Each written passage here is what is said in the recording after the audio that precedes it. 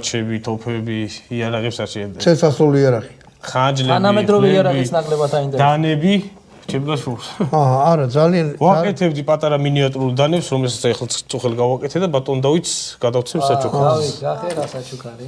ესაც სპილოს ზოალი და ვერცხლითი, ესაც ფოლადი არის ჩუქლები. ძალიან დიდი მადლობა. ახლოდანა ჩვენი რა მაგარი დანა? ოღონდ სკოლაში არ წაიღო. სკოლაში არ წავ.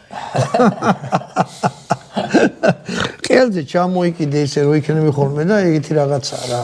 ვანახოთ ხალხს ესე იგი როგორ ისვრის? ანუ ეხლა ნახეთ რა, ეს ამაზე ვილაპარაკოთ საკეტებზე. ეს საკეტი შენი გაკეთებული. კი, თავიდან ბოლომდე. მიკელეთის ჩახმახია, ესა გარე ჩახმახები. ეგ არის. ზუსტად ასეთი არის გამოფენილი ზემოთ მუზეუმში. ნახე ეგა და ეს არანაირი ზომა არ ამიღია, სულ ჩემი თვალის ზომით გავაკეთე ეს.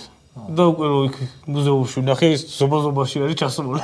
აი რა მაინტერესებს, უყურე ეხლა ეს ჩახმახი.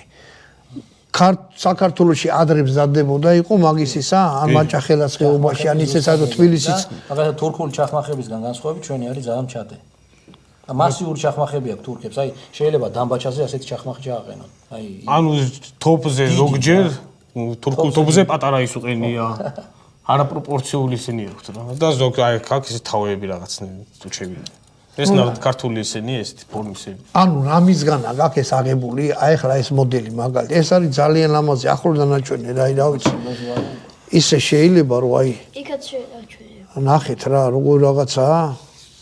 და მოდი ახლა იარაღის განხილვაზე ვილაპარაკოთ, თვითონ ეს განვიხილოთ როგორც იარაღი.